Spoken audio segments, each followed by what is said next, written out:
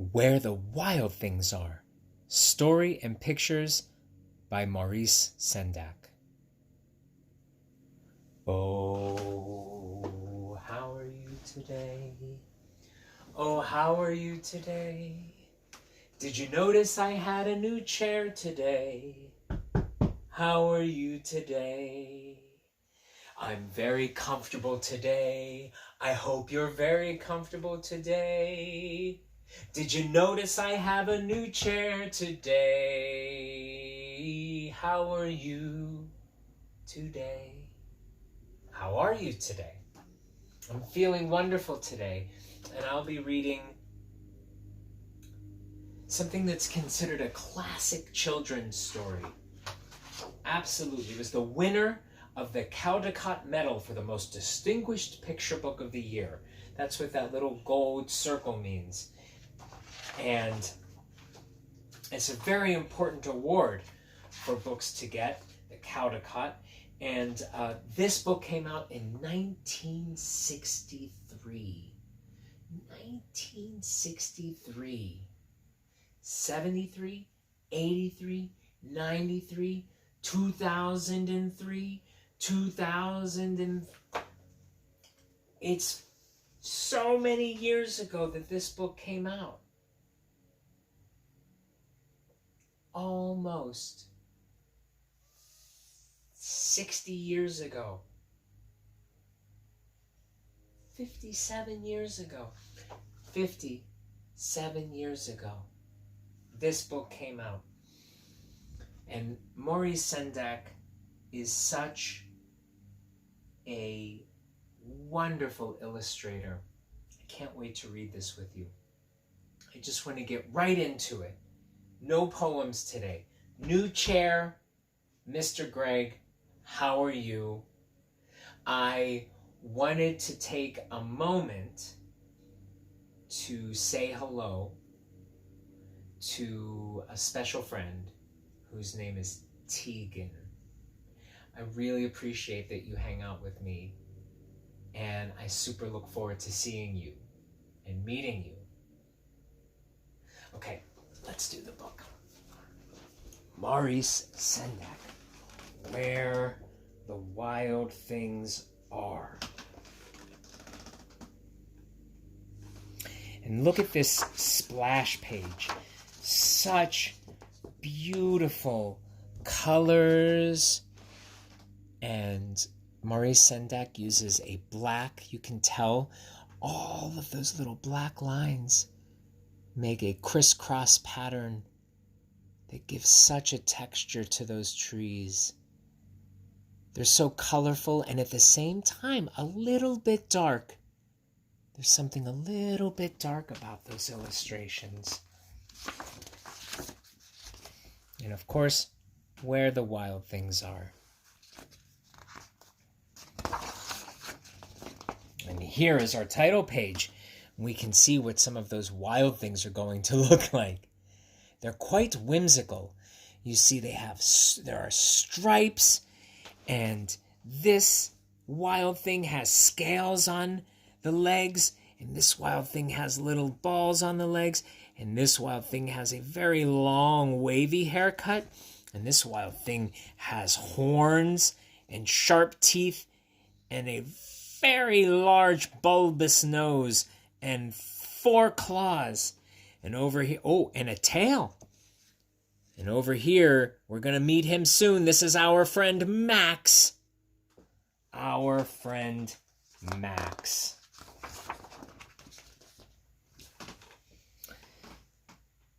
The night Max wore his wolf suit and made mischief of one kind. Oh my. He seems to be, what does the look on his face tell you? Max seems to be quite angry and serious. He's standing on books and hammering into the wall something. He has his teddy bear hanging from a hanger. The night Max wore his wolf suit and made mischief of one kind and another. Oh my. He's chasing his dog away with a fork. He's feeling very mischievous. You can see his painting on the wall by Max. I remember when I was a child, I would make mischief like Max did. But instead of chasing a dog, I would chase my cat, and not always with a fork. Max is feeling very rambunctious, very energetic. And his mother called to him, "Wild thing!" And Max said, "I'll eat you up." And so he was sent to bed without eating anything. He's very frustrated, and Max is quite a bit in trouble. You see the moon in the background, and Max's face is very angry at Mommy. Very, very angry indeed. There are certainly times where I've been very frustrated with my mommy, with my daddy, and perhaps sometimes you're frustrated with your siblings, your brother or sister. Mr. Greg doesn't have a brother or sister. But there are times where you're feeling very energetic and making mischief, or some people will call it trouble. Doing things that adults don't want you to do. There's all of this frustration that can happen. Yeah. Well, that very night, there's magic happening. In Max's room, a forest grew. Look at that. The trees have started to grow from the floor. And it seems that Max is feeling very calm now. Something perhaps is going to happen. And it grew. And you see as that forest grows, look at Max's face. He's smiling and he's giggling to himself. This is absolutely something that he is enjoying. All by himself, imagining this beautiful, large, dark, perhaps even slightly scary forest. And it grew until his ceiling hung with vines and the walls became the world all around. And there was Max in his very own forest. My goodness.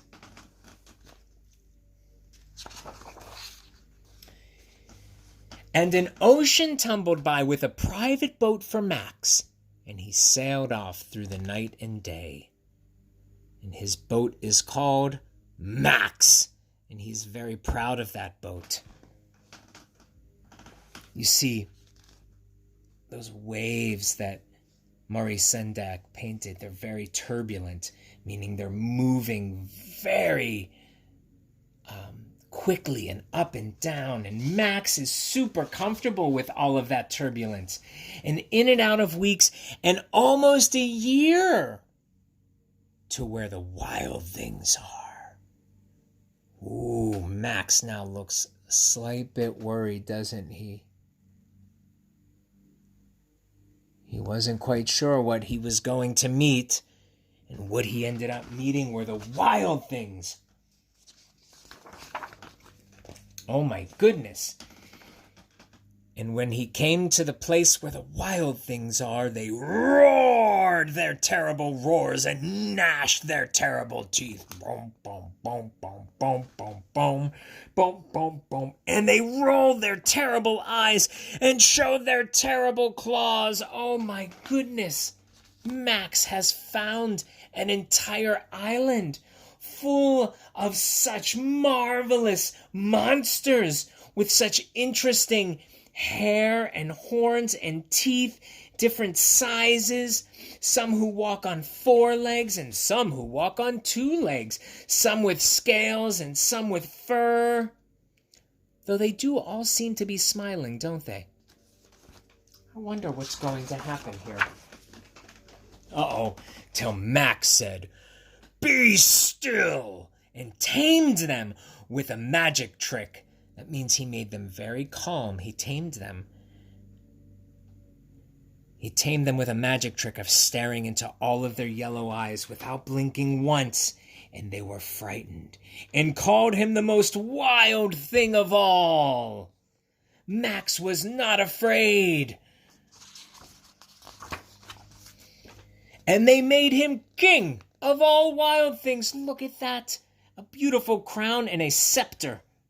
It's that stick with a jewel on top. And they're bowing to him. Again with smiles on their faces, don't you see?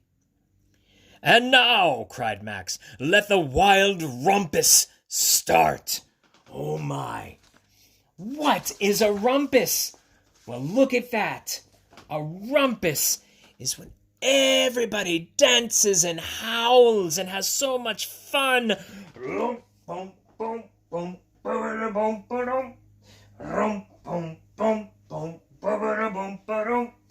Let the wild rumpus begin. And they're hanging in the trees. Look at those illustrations. Now they're having so much fun. Such a wild rumpus. I really enjoy a wild rumpus. With eagles. He almost looks like an eagle, doesn't he? And buffalo and tigers and lions and scaly, fishy-tailed wild things. And look at this one. He's riding on top of one. Dun dun dun dun dun dun dun dun dun dun dun dun dun dun dun dun dun dum dum dum dum boom boom boom boom boom boom boom. Now stop, Max said, and sent the wild things off to bed without their supper. He did the same thing to them that Mom did to him. And Max, the king of all wild things, was lonely. And he wanted to be where someone loved him best of all. Oh, he's starting to feel lonely. I think he's starting to feel homesick. Then all around from far away across the world, he smelled good things to eat. And he gave up being king of where the wild things are.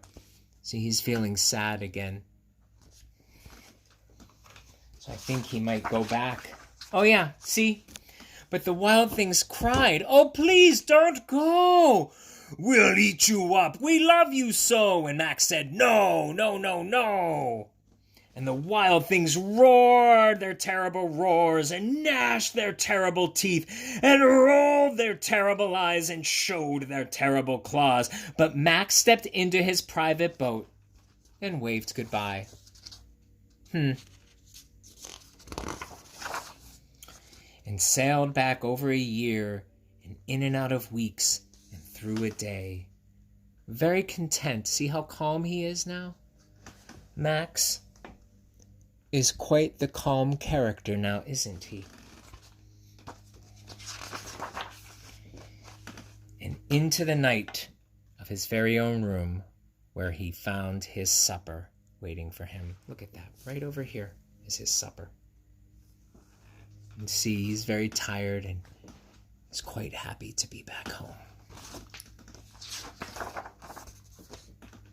And it was still hot.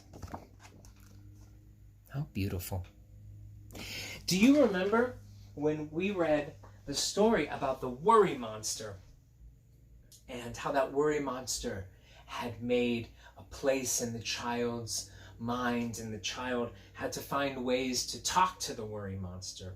And in some ways, I think of where the wild things are in my own life as almost like the worry monster, except sometimes I get very frustrated.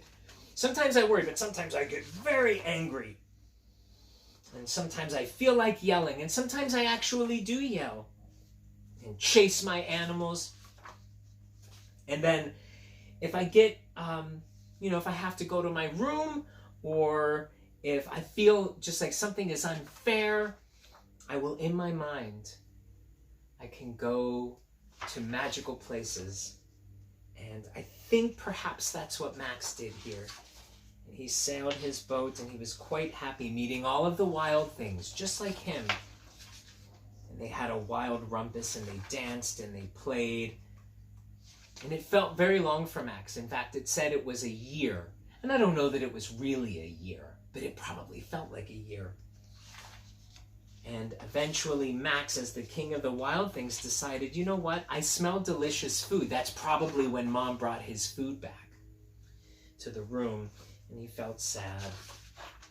And so he took his boat back all the way to his room to have his meal, because he just wanted to be with the people who love him most.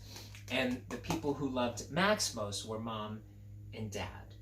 And we all, including Mr. Greg, really just want to be with people we love the most, even after we've been frustrated. If you think about those stories with Elephant and Piggy, where Gerald gets so very frustrated and has so many emotions, and he can talk about them and feel them and move through his imagination, and ultimately he still has his best friend Piggy. And so this beautiful story is one that I have experienced even myself when I was younger and became very angry at my mom. And at the very end of the night, of course, I end up back home very relieved and happy to be where the people who love me most are. I trust you're with the people who love you most. I certainly am with the people who love me most. I want you to know that I love you as well. So realize I'm very happy to be with you, and I hope you're having a wonderful evening, and I look forward to seeing you tomorrow.